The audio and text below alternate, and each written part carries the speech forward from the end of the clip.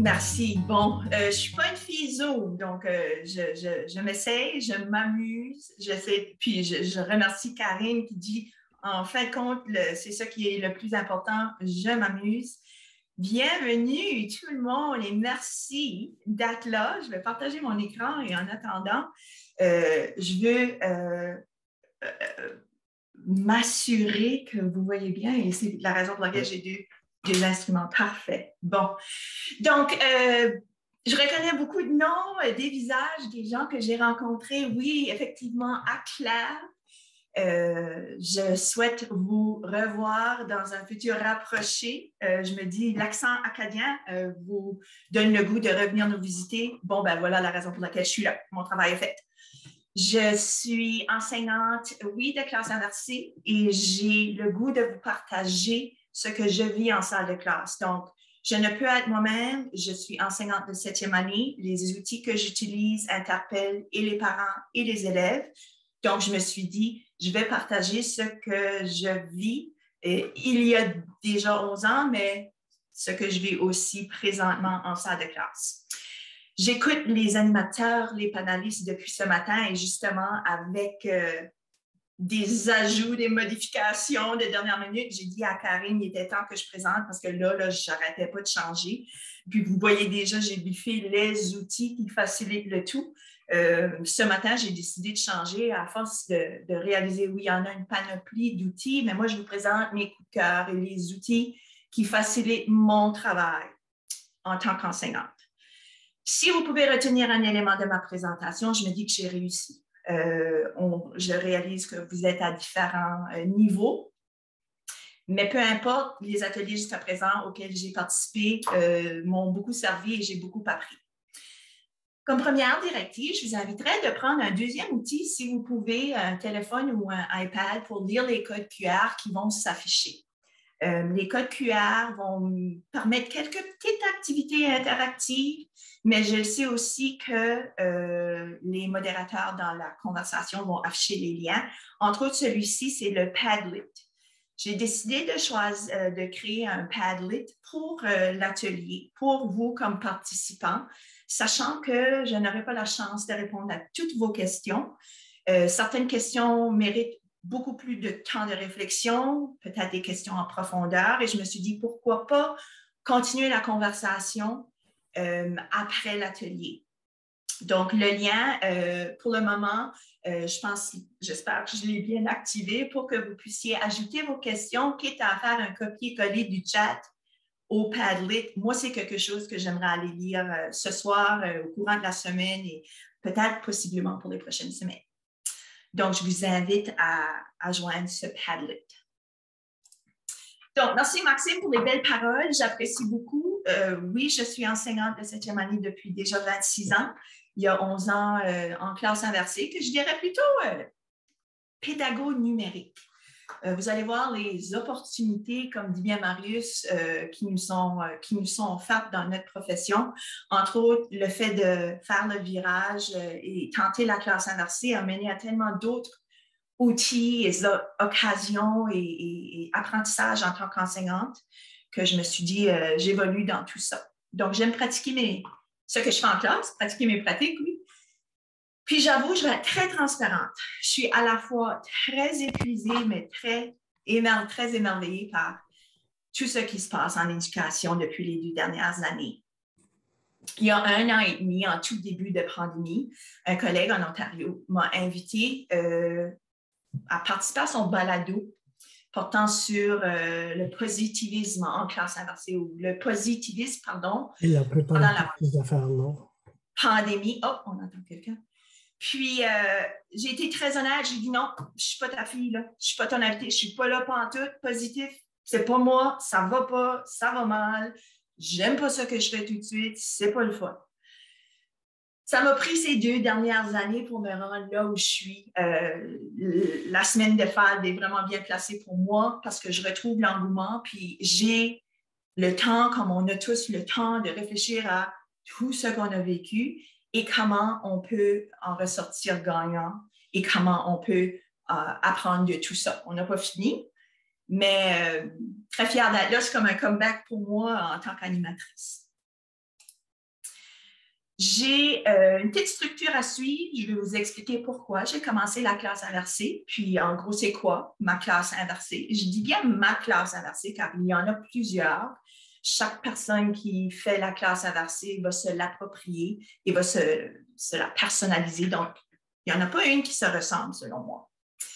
Qu'est-ce que je choisis de placer dans mes vidéos et comment je gère tout ça, à la fois en ligne et en salle de classe. Puis, je vous présente mes outils coup de cœur, ceux qui répondent bien à mes besoins, à la fois à mes besoins et aux besoins des élèves. Donc, je suis curieuse de connaître mon public. C'est un code QR que je vous inviterai à lire. Je vais le laisser afficher dans quelques secondes. J'irai voir le résultat. C'est un sondage qui vous demande de vous situer par rapport à où est-ce que vous en êtes rendu ou qu'est-ce que vous savez par rapport à la classe inversée. Si vous êtes à vos débuts, puis vous avez déjà pataugé là-dedans, si vous avez déjà consulté des sites, si vous avez déjà fait des lectures, si vous en avez entendu parler ou si vous ne savez vraiment pas de quoi il s'agit. Donc, je vois les gens commencent à répondre. Je vais vraiment donner le temps de lire le code. C'est le Mentimeter, pardon. Les modérateurs, c'est le lien pour le Mentimeter, le sondage que j'irai afficher parce que c'est assez intéressant de voir qui vous êtes. Et moi, ça me permet, si j'ai besoin de cibler à la toute dernière minute, c'est ça que je ferai. Donc, vous voyez. Ah, intéressant. Donc, moi, j'inviterais les personnes qui disent j'ai déjà fait les débuts là. Le Padlet va être important pour que vous puissiez nous partager vos succès ainsi que vos défis. Déjà consulté des sites ou fait des lectures. Merci de partager vos sites. Si vous pouvez, les liens sur notre Padlet, ça serait intéressant. Ça alimente ma réflexion. J'ai entendu parler, donc vous êtes quand même un bon groupe, puis il y en a quelques-uns pour qui c'est tout nouveau. Oh, c'est super. Donc, continuez. Moi, je vais ajuster le tir. J'aime beaucoup l'idée de partager ce que vous avez. Ça nous évite de faire ce que fait Sylvain des hôtels, à lire et relire mon doux. J'aimerais avoir un souper avec Sylvain là, parce qu'il m'a vraiment interpellée ce matin. Assez intéressant. Merci de prendre le temps. On poursuit. Je m'amuse. Donc, explication courte. Oui, c'est une vidéo. On questionne beaucoup ce qu'on place dans la vidéo, mais en 2011, il y avait très peu de ressources francophones. Donc, moi, je suis allée voir ce qui se passait en Caroline du Nord, aux États-Unis, Khan Academy. Et là, on parlait de classe inversée, pas tout à fait. On parlait de pédagogie inversée, apprentissage inversé, les inverseurs. Tellement différents termes lorsqu'on fait une recherche Google. Mais je pense que la classe inversée est universelle et c'est l'utilisation de cette vidéo. Mais à quelle fin? À quel but? C'est quoi notre objectif? Voici ce que moi j'ai découvert. Je ne peux jamais me passer de cette photo parce que ça représente vraiment où j'étais rendue en 2011. J'avais, encore référence à Marius, j'avais perdu mon pourquoi. En 2011, j'enseignais à deux groupes. J'enseigne toujours la maths, mais j'enseigne à deux différents groupes. Les maths. Puis, j'ai préparé mon cours jusqu'à la toute dernière minute, pensant, oui, je vais faire le show. Seulement pour, justement, entendre les élèves dire, bof, on n'a pas vraiment rien fait, madame a parlé. On reprend certaines paroles de ce matin. J'ai beau de bien commencer la journée où j'avais de bonnes intentions, bien commencer ma journée fraîche, 2 cafés, ça va bien. Puis là, tout d'un coup, je me posais des questions par rapport à, bon, c'est-il à vous à qui j'ai dit ceci ou à l'autre groupe? Là, les comportements, pendant que moi, j'étais en grande réflexion et j'avais chaud et je commençais moi-même à me mêler et j'étais mêlante, il fallait aussi gérer des comportements. Je voulais sûrement capter l'attention des élèves, donc je travaillais beaucoup plus fort. Puis, toujours en répétant, écoutez-moi juste une autre dizaine de minutes, on va passer à quelque chose de beaucoup plus intéressant mais j'ai besoin vraiment que vous maîtrisez ce concept. Donc, c'était l'approche traditionnelle, puis oui, j'étais beaucoup plus active, beaucoup plus fatiguée, puis c'est moi qui pensais trop là-dedans. Ça donnait quoi comme résultat? Ben, voici mon public. Vraiment ennuyant, autant pour eux que pour moi. Et oui, participer à la classe exige une réflexion. Les élèves avaient peu de questionnements, n'osaient pas partager leur stratégie, puis il y avait très peu d'engagement. Malgré mes efforts, malgré être la meilleure sur scène, puis on se comprend, j'aimais mon moment de gloire devant la classe. J'aimais faire le show. J'en suis pas une gênée, mais ça donnait pas plus de résultats. J'avais pas cet engagement, j'avais pas l'entretien que je voulais avoir, la conversation que je voulais avoir avec les élèves. Donc, pour moi, le questionnement a commencé à vraiment occuper mes pensées par rapport à qu'est-ce que je veux en classe. Et la classe inversée, une fois 2, 3, 4 mois de recherche, de lecture, répondait à plusieurs de mes questions. Comme enseignante, moi, je voulais engager davantage des élèves. Mais comment le faire? Avec la maths. Comment trouver le temps pour faire la différenciation efficace, immédiate, en salle de classe, pendant mes heures de cours? Je me voyais rencontrer des élèves à l'extérieur des heures de classe. Puis là, à un moment donné, ça n'a pas de bon sens. Ces enfants-là ont besoin de leur récréation.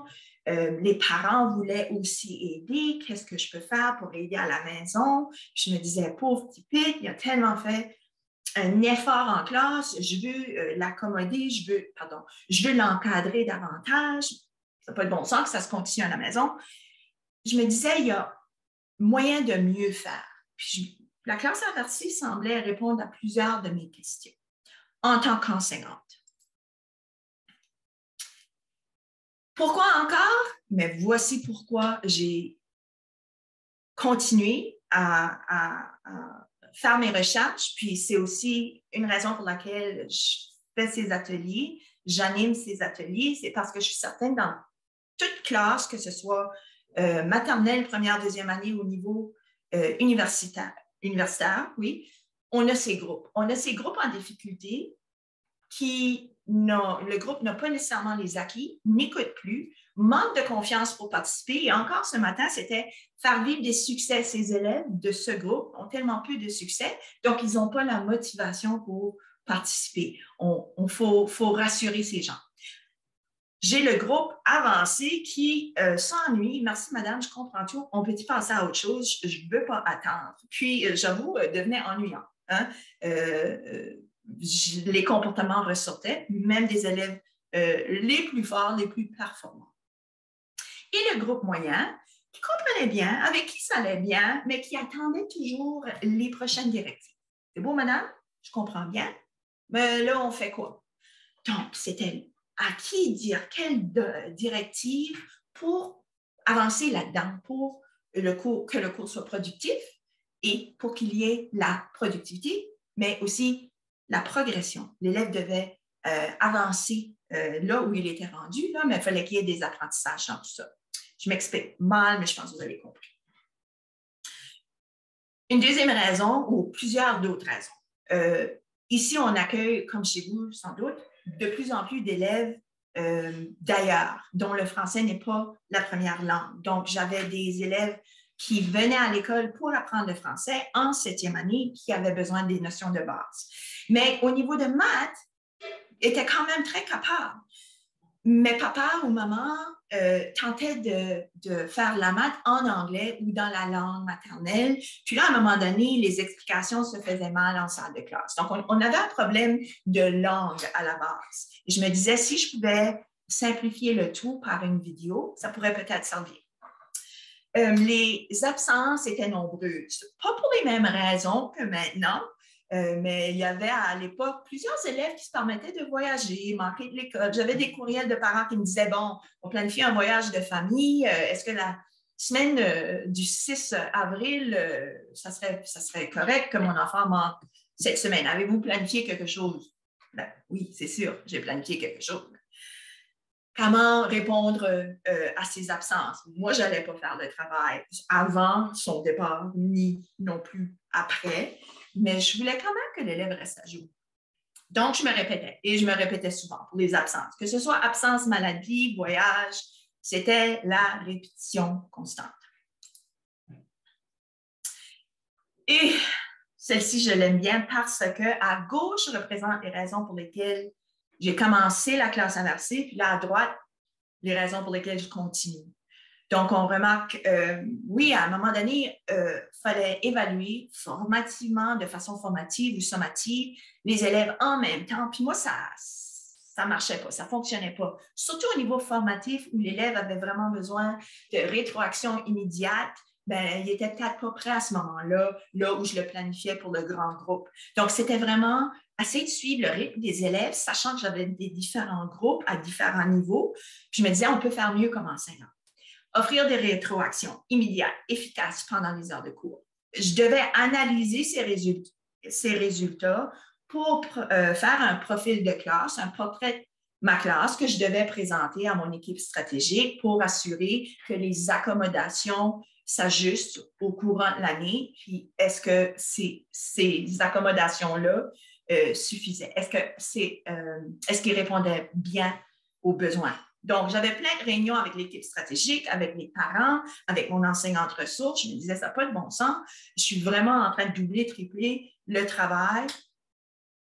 Et là arrive la pandémie.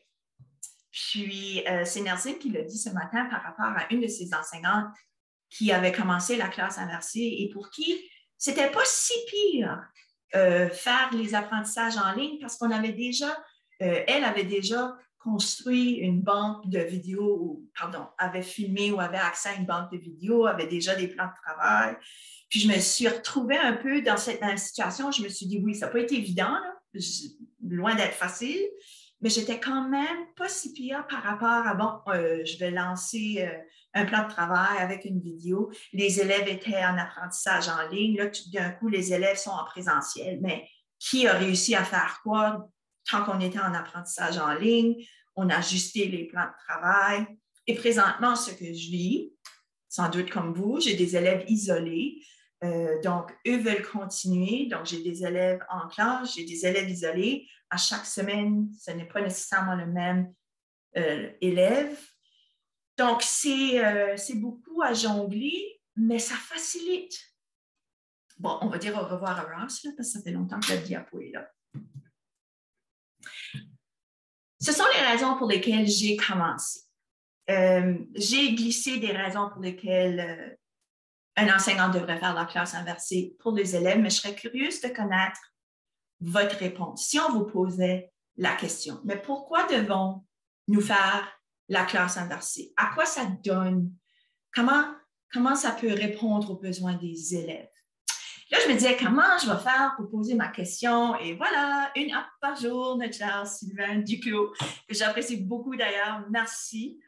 Me fait connaître la digitale, je plonge là-dedans, je m'essaye, puis j'espère que je ne me plante pas. Là. Je vous affiche le code QR, puis c'est vraiment, en phrase complète, juste une réponse comme ça. Comment vous pouvez, voyons, je reprends. La classe inversée sert à quoi pour les élèves?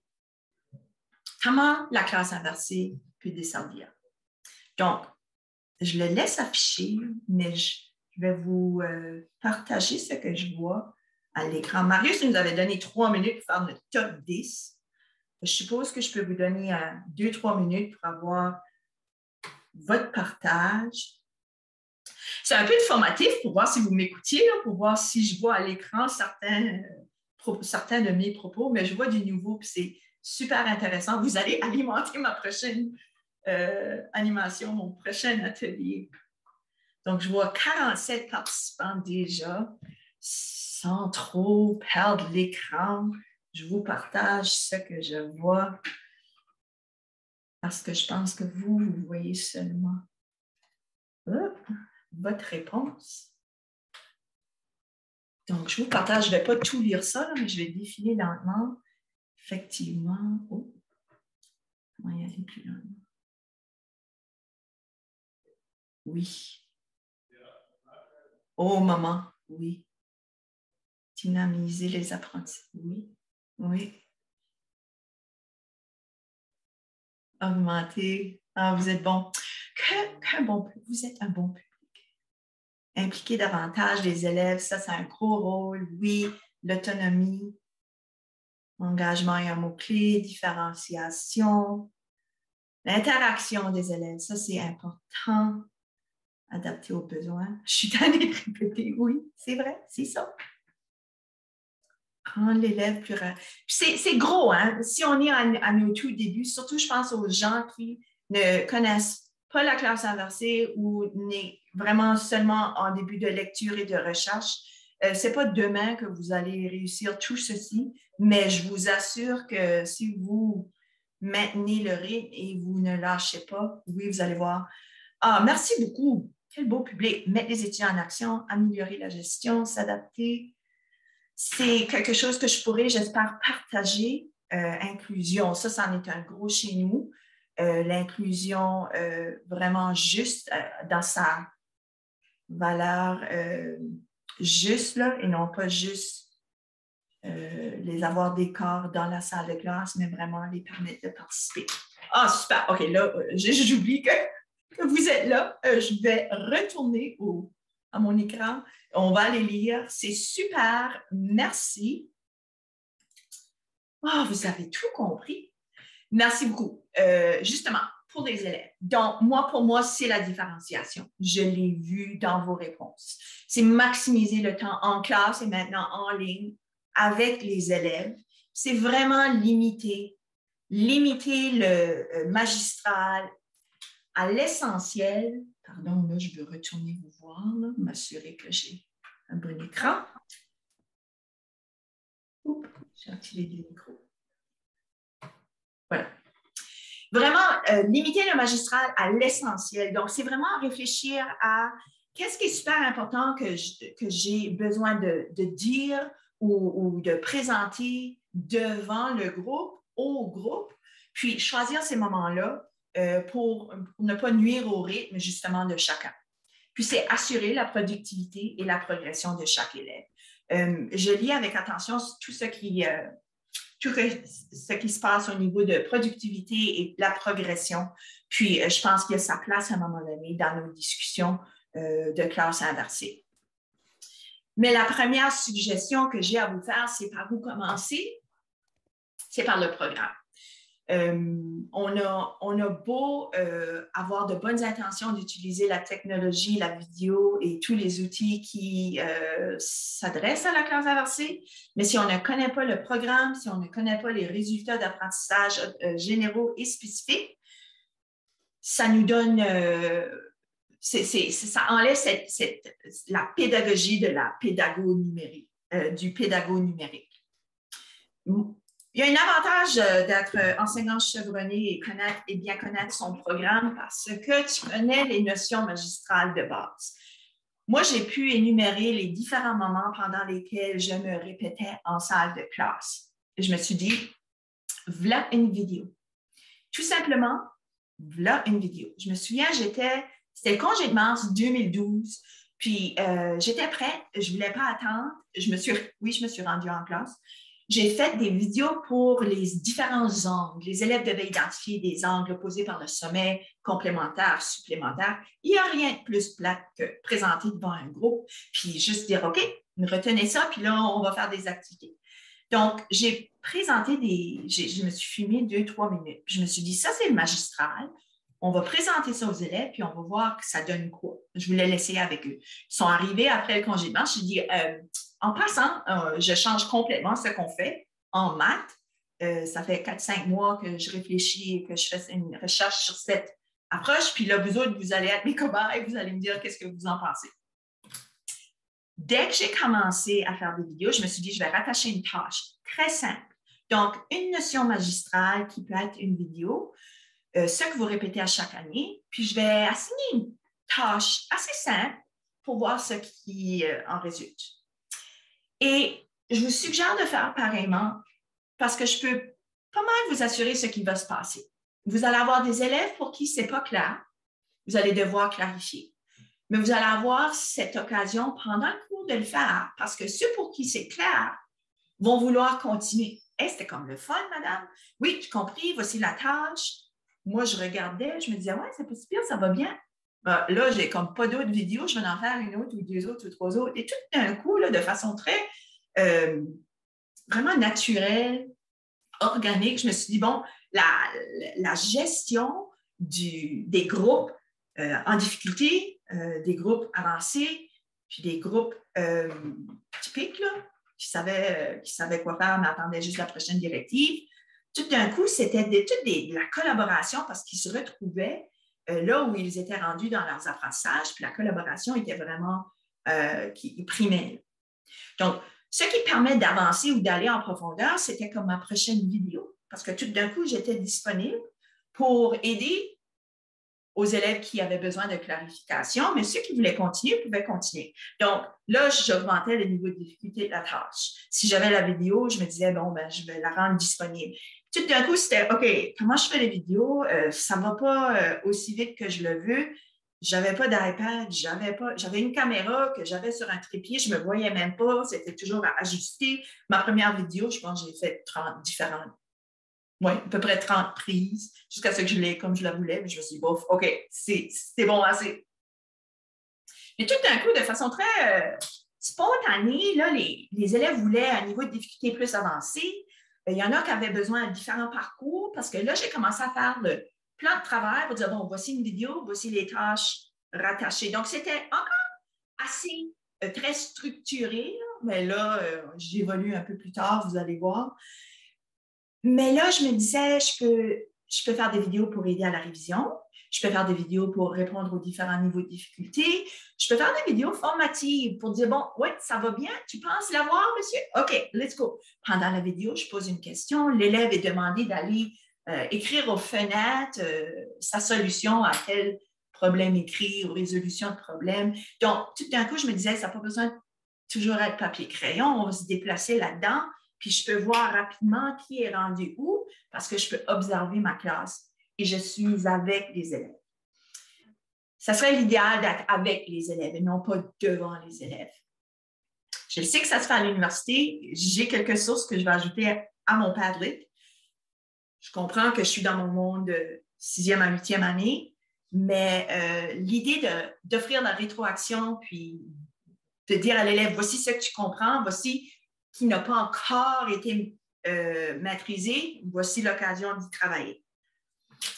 Puis, quitte à juste faire des notions, des vidéos pour des notions de vocabulaire pour mes élèves en francisation. Donc là, on parlait de la base, on avait l'objectif en tête, mais les élèves étaient à différents niveaux qui respectaient leur niveau.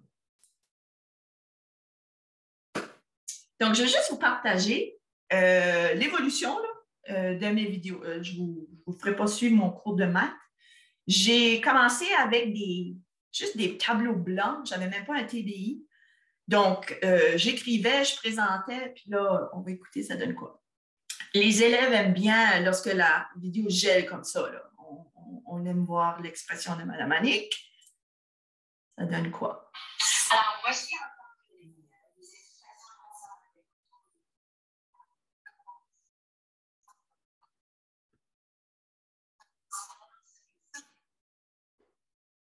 On n'entend pas ton son, par contre, Annick. Ah non, je n'ai pas inclus. Non. Tu veux-tu... ouais, il faudrait peut-être inclure le partage du son. Oui. Là, tu vas me permettre... Est-ce que j'irai dans Share Sound? Bon, le clavier. Je m'essaye de nouveau. C'est travailler les rapports, alors on va mettre plus d'accent sur les taux. Mais voici une courte révision. Bon, de toute façon, vous voyez là, le 7 minutes 58, j'ambitionnais avec un groupe de 12 ans. Mais c'était un cours magistral, c'était des notions que les élèves devaient retenir. Les élèves l'ont écouté. On avance 2-3 ans plus tard avec un TBI, même vidéo. Voici des notes à copier dans ton journal de maths pour notre module de rapport, proportion et taux. Peine numéro 1, prendre en note. Alors, j'en ai 3 pour toi. Donc, même vidéo, je trouvais important que ce soit moi. On a parlé de vraiment entendre la voix et faire cette connexion avec l'enseignante.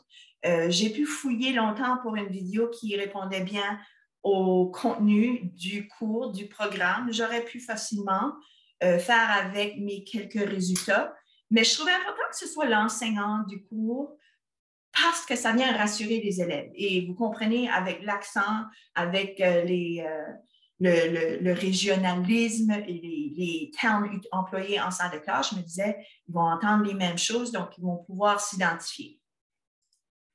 Mais c'était compliqué, la caméra, puis et voilà où j'en suis rendue. Moi, je veux garder ça très facile, puis je l'ai besoin plus tôt que tard, habituellement, la vidéo. Donc, on a les iPads qui entrent en jeu, puis justement, celle-ci, l'iPad qui entre dans le portrait, celle-ci, c'est pour mes élèves qui étaient isolés, pour qui je devais expliquer comment faire un graphique. J'ai mis mon iPad sur un trépied, j'ai pris la feuille, je dis bon, OK, c'est parti, voici qu'est-ce qu'on fait. OK, on va essayer de voir si je peux expliquer le début des notes, comment remplir un graphique à partir d'une table de valeurs. Donc, c'était vraiment pour un besoin spécifique pour ces élèves qui ne voulaient pas être en tort, qui sont isolés à la maison malgré eux, mais qui voulaient justement rester à jour. Donc, je me suis pas d'idée comment télécharger des vidéos YouTube. Donc, je me suis informée, je suis allée voir les gens au district, je me suis créé un compte qui est devenu important pour télécharger et ajouter des liens plus tard aux différentes plateformes, présentement directement dans Teams, parce que nous, on est des écoles Office 365. Et maintenant, lorsque j'ai le temps de préparer, ce que je trouve le plus simple de tout, c'est prendre le PowerPoint, préparer le cours avec mon stylet, enregistrer l'écran, puis soit faire télécharger directement dans mon Teams. Là, je ne vous ferai pas écouter cette vidéo, là, mais télécharger directement dans mon Teams ou partager le lien de YouTube à mes élèves. Souvent, je vais utiliser le nom répertorié parce que je me dis, ça s'adresse à mes élèves, puis c'est pas n'importe qui va comprendre. À la fois, à l'occasion, je vais partager public, mais c'est pas nécessaire. Donc, il faut comprendre le fonctionnement YouTube, mais je ne pourrais pas fonctionner sans. Et la grande question, c'est quelque chose de s'entendre, c'est quelque chose de se voir à la vidéo et c'est quelque chose de la faire et accepter le fait qu'elle ne sera pas parfaite. Comme mon atelier aujourd'hui n'est pas parfait, est-ce que je veux la vidéo parfaite ou est-ce que j'ai besoin de la vidéo demain? Et souvent, c'était, je l'ai besoin de demain, ça répond aux besoins et aux élèves et pour l'enseignante. Donc, il ne faut pas être trop dur sur soi-même. Il faut un peu vraiment fermer et ne pas porter attention aux commentaires que vont faire les autres. Honnêtement, je m'en fous. Ça fonctionne bien en salle de classe. Puis, si je peux améliorer, absolument, je vais le faire. Je peux l'améliorer plus tard. Mais si je l'ai besoin demain, je la fais et je la télécharge et on s'en sert demain. Assumons-nous, puis acceptons le fait que ça ne sera pas jamais parfait, selon moi.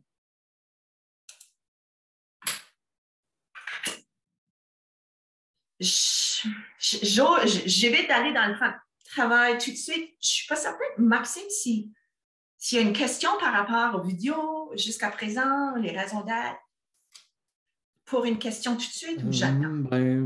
On peut attendre, Nick. Là, il n'y avait Oui? rien Okay. de précis là, par rapport à la vidéo en tant que telle. Donc, tu peux continuer, ça va super bien. C'est beau. Donc, on veut des objectifs spécifiques, on veut afficher aux élèves ce qu'ils ont à apprendre, ce qu'ils doivent retenir. Je ne vais pas expliquer le programme au complet, mais les élèves ont un certain intérêt à savoir les raisons pour lesquelles, à quoi ça va servir, justement. Donc, mes plans de travail évoluent à chaque année. J'avoue, ça ressemble au tout début parce que c'est quelque chose d'apprendre à l'élève à naviguer dans ce travail, dans ce plan de travail. Apprendre à l'élève à bien lire le plan de travail selon le format que j'utilise. Donc, celui-ci est très simple. On voit le vocabulaire que je veux que les élèves utilisent pendant le cours. On voit un objectif très simple. J'essaie de le rendre à point par rapport à, comment je pourrais dire, ce que moi je lis en tant qu'enseignante dans mon programme, là, je peux le simplifier pour des élèves. Les élèves ont accès aux outils maintenant, aux codes QR. Les codes QR peuvent être utilisés parce qu'on a des iPads en salle de classe. Ceux qui n'ont pas d'iPad, mettons que j'ai 12 iPads, bon, ben, il y a encore raison d'afficher dans notre Teams. Mais là, on voit, on essaie de, moi du moins, j'essaie de varier un peu les activités. On va commencer avec une activité qui, j'espère, captive mon auditoire, mon public. On va faire un rallye. Ensuite, on va faire quelques exemples. On va voir les notes ensemble. Puis là, bon, vous allez commencer les 2 premières tâches papier-crayon. Si ça va bien, toi, tu fais la formative, moi, je ramasse la formative. Je ne vais pas tout corriger parce que je me dis, si l'élève peut se corriger, puis il me dit, je suis prêt pour la formative, c'est la formative qui m'a indiqué. Si ça va bien, on va continuer sur le plan de travail. Mais si ça ne va pas bien, puis je trouve que la formative, non, elle n'est pas aussi bien réussie qu'elle pourrait l'être, à ce moment-là, je stoppe le plan de travail. Moi, je deviens le plan de travail pour l'élève. On fait une petite session, quitte à en faire 2 ou 3 avant que l'élève continue, mais l'intervention est immédiate. Puis, je peux valoriser ce qui est bien maîtrisé, mais je peux faire du pouce sur ce qui n'est pas encore justement bien maîtrisé. C'est un plan de travail que j'ai en classe. Donc, on peut commencer, puis là, les activités commencent à varier. On peut changer avec... avant que je continue. Là, je me disais, à un moment donné, ils ont tous leur plan de travail, mais moi, je ne sais pas c'est qui est rendu où. Puis, j'ai encore besoin de ce contrôle.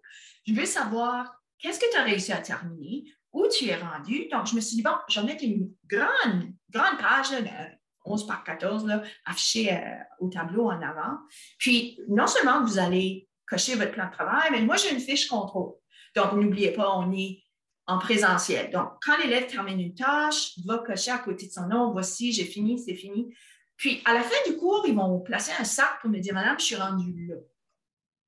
À la fin de la journée, moi, ça me permet de voir qui prend du retard, qui avance bien, qui est peut-être avancé, qui est très avancé et pour qui je veux préparer quelque chose un peu plus difficile ou un niveau de difficulté un peu plus élevé. Ça me donne d'un portrait, d'un coup, je peux situer les élèves. Donc, la fiche contrôle, pour moi, est super importante dans l'organisation du cours pour le lendemain, quitte pour les prochaines journées.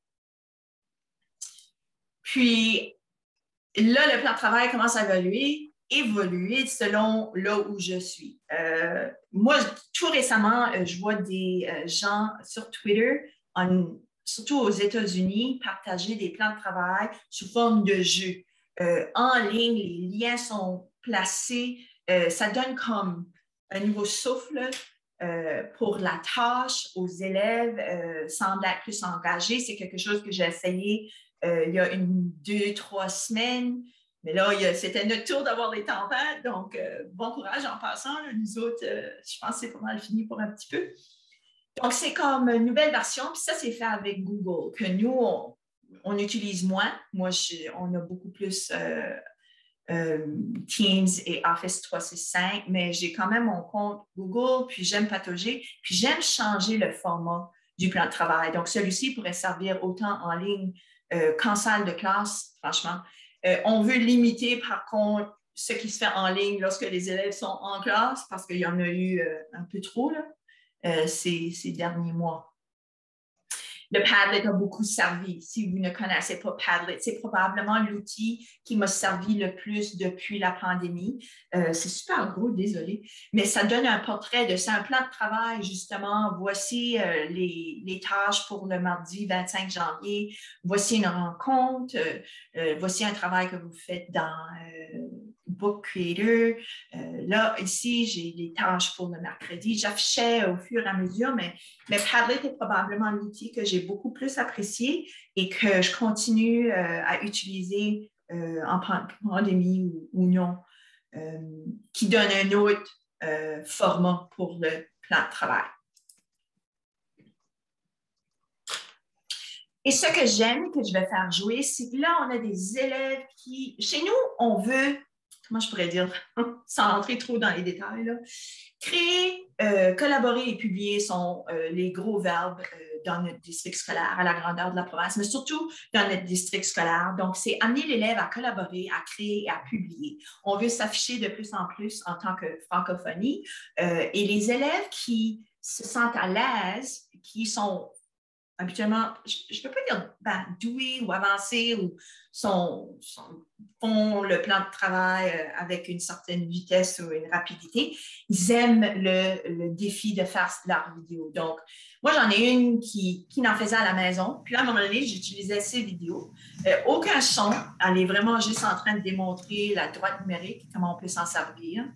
Pendant qu'elle fait sa petite démonstration, j'ai mon petit Zève, un vrai animateur naturel. Bonjour, ici Zève. Devant moi, j'ai un PEDMAS. On va commencer avec les exposants puisqu'il n'y a pas de parenthèse. Moi, je préfère les deux en même temps, mais si tu veux les faire dans 2 différentes étapes, c'est à vous. C'est à vous. Donc, c'est une option assez intéressante pour les élèves de faire leur propre vidéo, de partager avec la classe et dire aux élèves, savez-vous, moi, j'ai une vieille vidéo là, qui explique PEDMAS, mais j'en ai besoin de nouvelles. Pouvez-vous le faire? Et à 2 et à 3, il y en a qui vont faire le montage. C'est juste un autre niveau de maîtrise par rapport au contenu. Puis c'est de base, on parle des opérations. Mais je me suis déjà vue demander à l'élève de créer un problème pour la formative, mettons. Et ça relève tout de la classe inversée.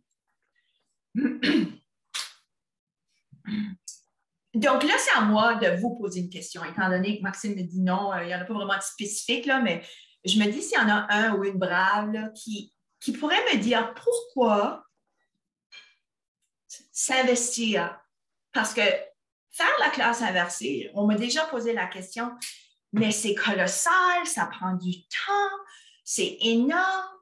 Comme pourquoi faire tout ce travail? Je me demande si on peut répondre, Maxime, je peux gérer ça pour moi? Oui, bien sûr, bien sûr.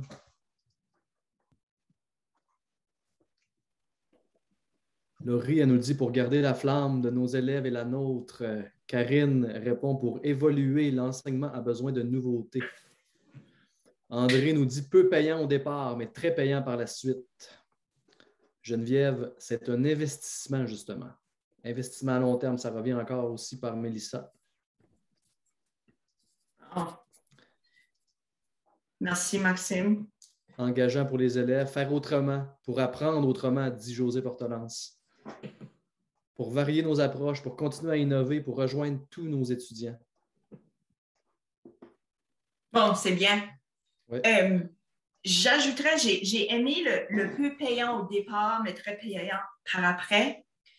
Le temps investi en classe inversée, ce temps-là m'est demandé, peu importe si je fais la classe inversée ou non. Toutes les raisons pour lesquelles j'ai commencé, là où j'avais perdu mon pourquoi, exigeaient de mon temps, au point où j'ai voulu quitter la profession. Mon temps était exigé, peu importe, mais justement, je n'avais pas cette flamme. Je ne voulais pas consacrer ce temps à appeler des parents, faire des rencontres, analyser les résultats pour l'équipe stratégique. Vous avez ce temps-là et vous devez l'accorder. C'est choisir le format. La formation dure jusqu'à 5h15, puis elle est intéressante. Ah. Est-ce que ça te dérangerait qu'on mange... OK, ça, c'est réglé. Ça, c'est drôle. Mais je suis comme vraiment contente qu'on sorte plus tard. Elle a dit des belles affaires. Ça, c'est cool. Donc, je voulais juste l'idée qu'on pose la question pourquoi s'investir, c'est que le temps était exigé de toute façon. C'est que là, j'aime la façon dont j'investis. Mon temps est payant Maintenant, oui, parce que le gros du travail est fait, mais à chaque année, je vais faire une nouvelle vidéo. À chaque année, je vais reprendre certaines notions. J'aime travailler, j'aime ma job. Puis, tout ce que je n'aimais pas commence à prendre le côté. OK, on ne parle pas de pandémie, là, mais tout ce que je n'aimais pas a vraiment comme tranquillement disparu. Puis, maintenant, mon temps, ben, la façon dont je m'occupe de mon temps et les raisons pour lesquelles je le fais, j'aime beaucoup. Je vous montre une petite vidéo. Voici qu'est-ce qui se passe. C'est une vidéo qui date quand même, je pense que c'est 2014-15. Ce n'est plus ma classe. Évidemment, j'ai plus ces tables. J'ai même changé de local. J'ai organisé une journée porte ouverte avec la crise. Donc, il y avait tout un mouvement qui se passait en France. Il y avait la classe inversée. Oh mon Dieu, ils ne vont pas, mais là, j'ai oublié. Donc, il y a vraiment une organisation à la grandeur du pays et c'était fort, là, ça faisait un boom. J'avais plus de ressources qui me provenaient, que je retrouvais en France, que je trouvais ici au Canada en 2011-12. À un moment donné, veux-tu organiser une journée porte ouverte? Invite les gens de ta région, puis en collaboration avec notre congrès, on fait des lives, puis on se partage. Puis c'est justement ce que j'ai fait. Pendant 2 jours, ma direction m'a accordé 2 journées de suppléance. En matinée, j'avais des enseignants partout au Nouveau-Brunswick qui sont venus discuter avec moi en avant-midi. Puis là, en après-midi, ils venaient voir les élèves travailler. Puis, je vous jure, il n'y a pas eu de montage, je n'ai pas convaincu les élèves. C'était juste le portrait de voici qu'est-ce qui se passe pendant un cours de maths lorsque le plan de travail, déjà 2-3 jours, là, a été entamé. Il n'y a pas de son, là. C'était avant les iPads. J'ai une enseignante assistante en éducation qui peut aider son élève. Je vois qui est rendu où. J'ai un groupe au milieu avec qui je travaille parce que ils sont entre les vidéos, puis je veux faire des suivis, je veux faire des observations, je veux voir leur production, j'ai des conversations. Donc, on parle de la triangulation des apprentissages. C'est ça que ça me permettait de faire. Tout d'un coup, ça semblait comme « Ah, c'est pas possible, c'est quoi ça? » Puis je me dis « Non, c'est possible. » Comme j'ai commencé avec une petite vidéo très simple, avec une petite tâche, puis voici l'évolution de la classe inversée. Vous n'allez pas pouvoir le contrôler. Ça va automatiquement se faire. Et nous sommes rendus à mes coups de cœur. Là, il est quelle heure? Oh, parfait. Donc, je vais arrêter bientôt. Mes coups de cœur, bon, on est une école Teams. On m'a dit, tu n'as pas de choix. Ben, écoute, tu n'as pas de choix. Les élèves ont un courriel pour Office 365. Ça donne accès justement à tous les outils. Parfait. Je me familiarise avec Office. Puis j'aime bien. Je peux télécharger à partir de mon OneDrive. Comme je suppose que vous pouvez le faire avec Google. Je peux ajouter des liens. Tout se situe dans mes groupes. J'aime beaucoup. Mais je ne peux pas juste utiliser. On parlait ce matin de l'utilité de chaque outil, puis il faut choisir, il faut sélectionner. Moi, ce matin, tout à l'heure, j'ai parlé de la digitale, puis je me disais, bon, encore quelque chose que Sylvain nous présente, je vais aller voir c'est quoi. Puis bon, ça a répondu à un de mes besoins. J'aime ça, je vais fouiller, puis j'avoue, je le fais samedi matin avec le café ou samedi soir avec un verre de vin. Je vais aller voir lorsque j'ai le goût, quand même. Mais quand je trouve quelque chose qui répond et qui rend ma tâche comme enseignante beaucoup plus simple, j'embarque. Une enseignante me parle de Nearpod. Je vais voir ce que je trouve intéressant. Je n'avais jamais vu autre chose. On me dit que ça se compare beaucoup à, je ne sais pas si c'est Peer Deck ou quelque chose d'autre, mais je peux afficher les diapositives d'un PowerPoint. Je peux ajouter un tableau, un genre de Padlet, et je vois immédiatement ce qu'affichent les élèves selon une question. Donc, ici, j'avais posé « C'est quoi une équation? » Là, j'ai ajouté le tableau. Les élèves affichaient les réponses. Tout de suite, je peux faire une analyse des réponses, qui a compris, avec qui je vais faire des suivis. Je fais quelques modelages en direct. On se comprend, ceci, c'est pendant la pandémie, donc c'est du en ligne. Là, j'en donne une, puis c'est l'outil crayon. Vous allez voir les onglets en anglais. J'en ai entendu parler avec des ateliers de ce matin. Tout ce que j'affiche est en français. La permission des parents est accordée. Moi, je fonce avec ce que je trouve qui me permet de bien faire mon travail et qui permet aux élèves d'avancer. Les élèves peuvent ensuite, et je vois ce qu'affiche chaque élève parce que les élèves ont joint mon groupe Nearpod. Il y a des petites cartes de il y a plein de petits trucs à l'intérieur de Nearpod que j'ai trouvé fantastiques, puis je suis loin de comprendre l'outil dans son entité ou complètement, mais c'est prometteur. Donc, Nearpod m'a beaucoup aidé pendant la pandémie et me permet de faire des petites vidéos pour les élèves avancés pour dire, bon, allez voir le cours que je vous ai préparé dans l'espace de 2-3 minutes. OK, non, c'est pas vrai. 15-20 minutes.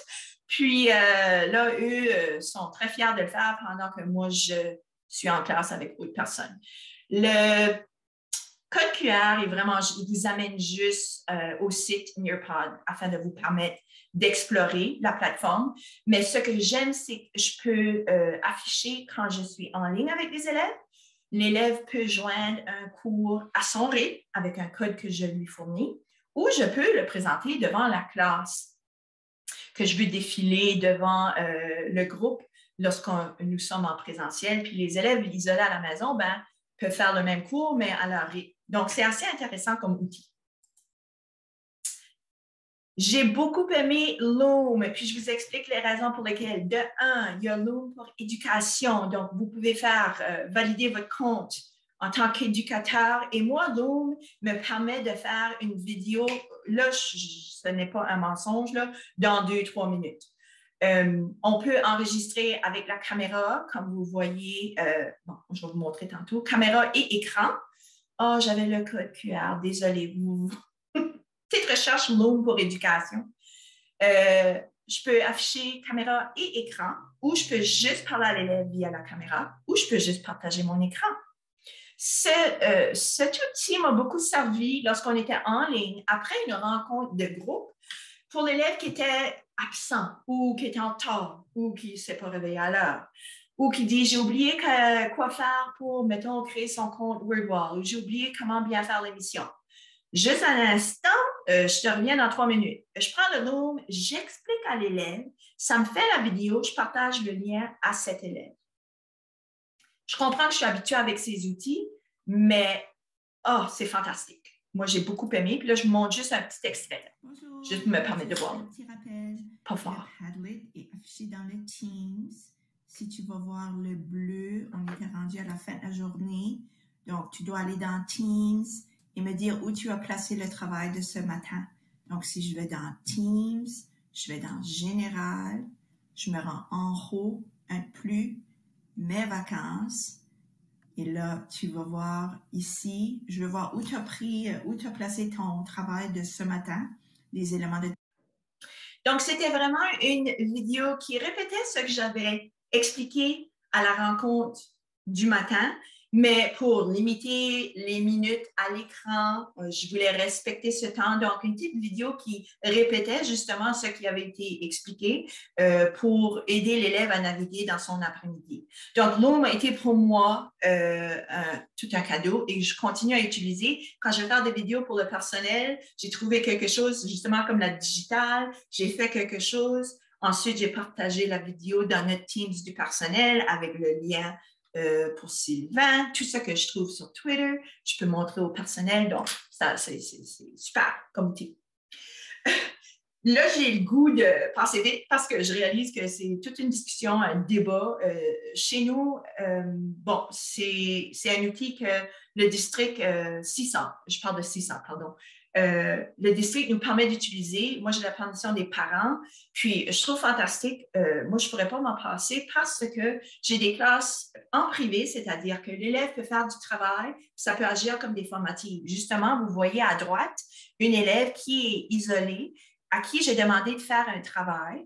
Elle a réussi, j'ai pu ajouter un Bitmoji, j'ai pu enregistrer très vite et rapidement ma rétroaction, puis là, elle peut continuer le lendemain. Donc, moi, c'est un incontournable. Et je découvre Canva. Oh, depuis les dernières semaines, notre district nous parle de Canva Éducation. Les élèves peuvent joindre notre groupe avec leur courriel d'élèves. Donc, moi, je peux créer des classes, créer des groupes. La collaboration commence à s'afficher. Je suis loin de comprendre tout le potentiel, mais tout de suite, j'ai vu que j'aimais bien préparer des diapositives, puis là, vraiment amener l'élève à voir comment moi, j'utilise l'outil en classe pour l'amener à collaborer, créer, publier éventuellement dans les prochaines semaines. Donc, c'est toujours de cette façon que je m'y prends. J'utilise l'outil en classe pour faire voir à l'élève qu'est-ce qu'on peut faire, son potentiel. Puis là, c'est un outil, j'en ai toujours 4 ou 5 de base avec lesquels les élèves se pratiquent. Donc, c'est un résumé de ce que je fais pour que ma classe inversée fonctionne bien. Je sais que mon document va être affiché et vous pourrez le consulter, mais j'aime aussi pouvoir répondre à vos questions par rapport à un outil spécifique dans notre Padlet, si jamais vous voulez afficher vos commentaires, vos questions dans le Padlet.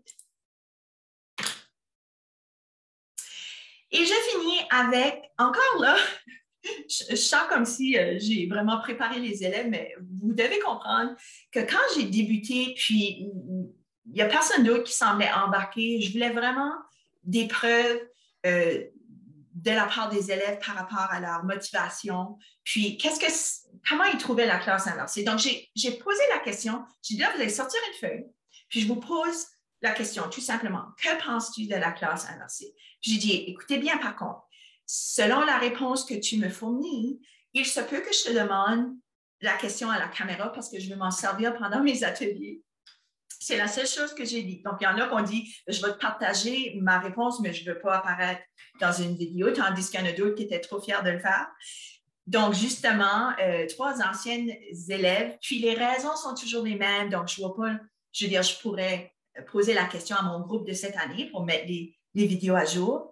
Mais j'ai trouvé honnête, mais intéressant ce que ces élèves avaient à dire. Donc, on écoute P et J. J'aime beaucoup la classe inversée car s'il y a quelque chose que tu ne comprends pas en classe, tu peux juste aller garder les capsules pour mieux t'aider à comprendre. Et si tu es malade ou absent durant la journée, tu n'as pas vraiment d'excuse d'avoir pas fait tes devoirs ou des travaux que tu as à faire. Alors, tu vas juste à ton ordi et tu gardes ce qu'il y a des capsules à regarder. J'aime le fait que quand tu es plus avancé que les autres dans tes travaux, tu peux continuer de travailler au lieu de juste attendre les autres. Je trouve que les capsules m'aident beaucoup parce que je suis plus visuelle. Et l'année passée, on écoutait juste comme les enseignants parler, là, puis là, on travaillait. Mais avec les capsules, c'est plus facile comme pour moi d'apprendre parce que tu écoutes, puis il y a des exemples. Parfait. Merci les filles. J'aime beaucoup la classe inversée. Vraiment, j'aurais pas pu mieux répondre. Je trouve que les élèves ont été honnêtes. Puis, il faut dire que j'ai commencé les vidéos pour des élèves en difficulté en pensant, bon, mais ils n'ont pas maîtrisé la première fois, ils vont la réécouter. La vidéo sert beaucoup plus au groupe avancé parce que justement, ils ont certaines notions de base. Puis là, je peux ajuster le contenu de la vidéo pour ces élèves que je peux faire assez rapidement maintenant que j'ai la pratique. Puis on termine avec MR et MM. Moi, j'aime ça que Mme Annick utilise de la technologie puis qu'elle rend ses cours de maths plus plaisants. Ce que j'aime peut-être moins, c'est qu'on bouge pas assez.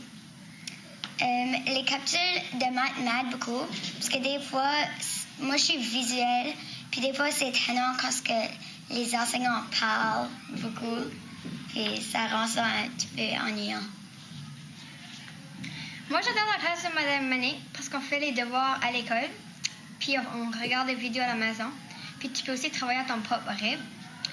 Puis J'aime que tu peux écouter plusieurs fois les capsules. Puis ça m'aide à réviser pour mes tests formatifs puis sommatifs.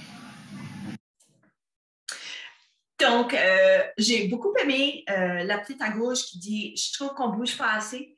Puis, c'est effectivement quelque chose que j'ai ajouté au plan de travail, faire la maths aux fenêtres, créer quelque chose sur un carton, rendre plus kinesthésique le cours, aller chercher comment faire des preuves d'apprentissage autrement, parce que c'est encore papier-crayon. Puis, je me disais, j'ai juste changé la façon dont se déroulait le cours, mais c'est encore trop papier-crayon.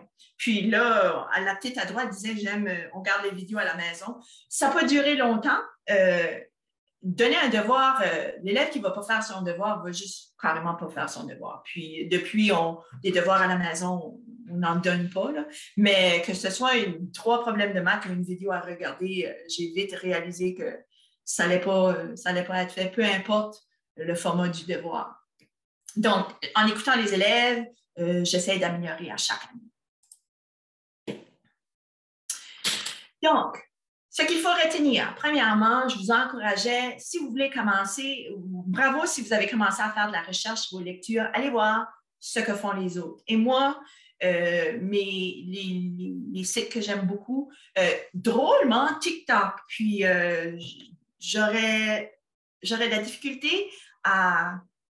Comment je pourrais dire ça? J'aimerais bien vous convaincre le potentiel qu'offre TikTok, surtout par rapport au travail que font les enseignants et les enseignants qui s'affichent. Donc, c'est toute une autre génération d'enseignants. Je me suis dit, d'ici au mois de juin, je vais faire un TikTok pour partager ce qui fonctionne bien en salle de classe. Les élèves continuent à me dire, ben, t'as pris ça où, madame, l'idée d'aujourd'hui, le TikTok? Puis je dis oui, puis ils font comme, oh, madame, non, t'es trop vieille pour être sur TikTok.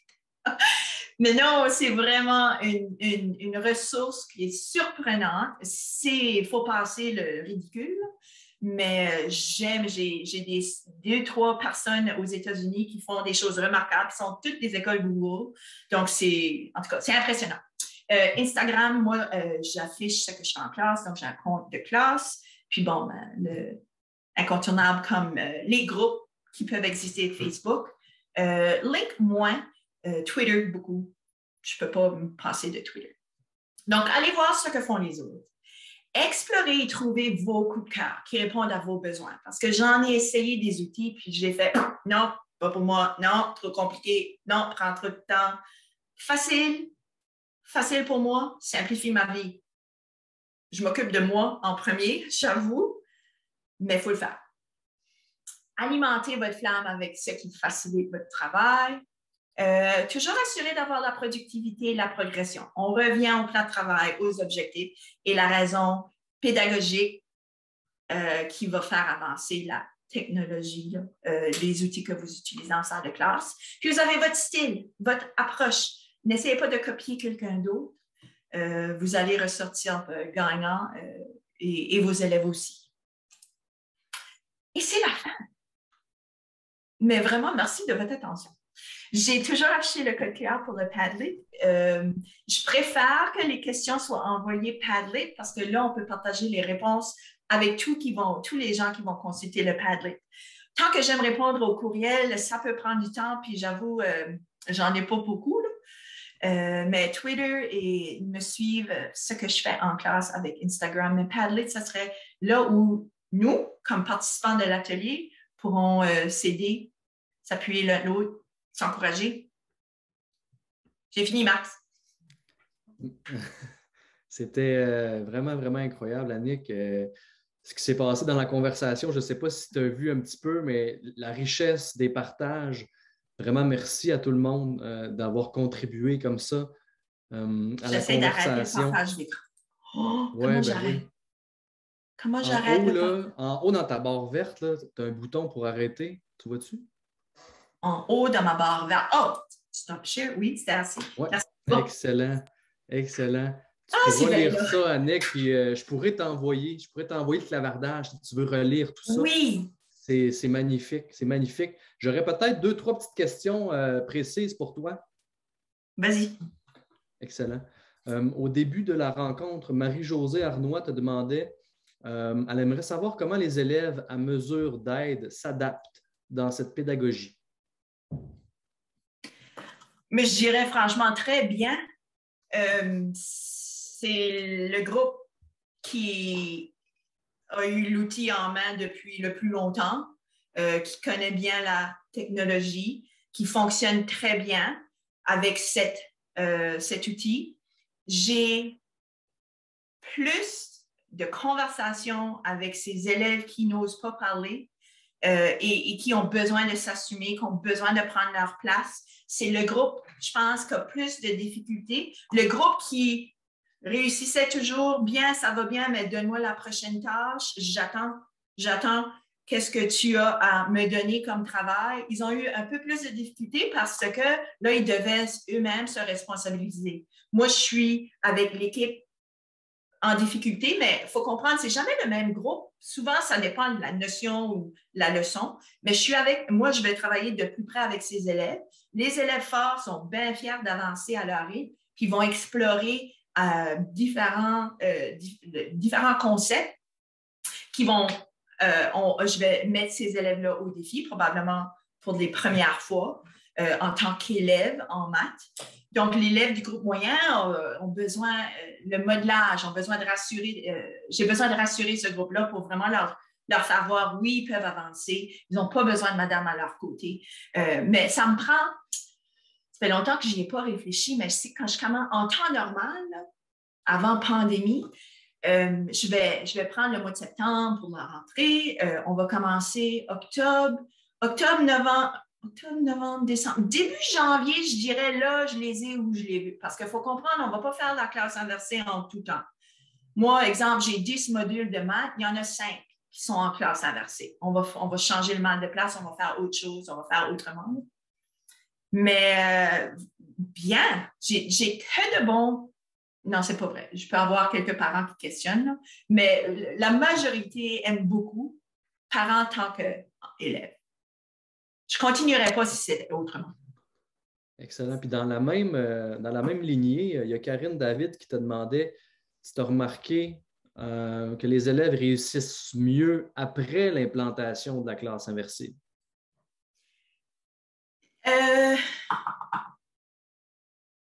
Ça dépend s'ils réussissent mieux.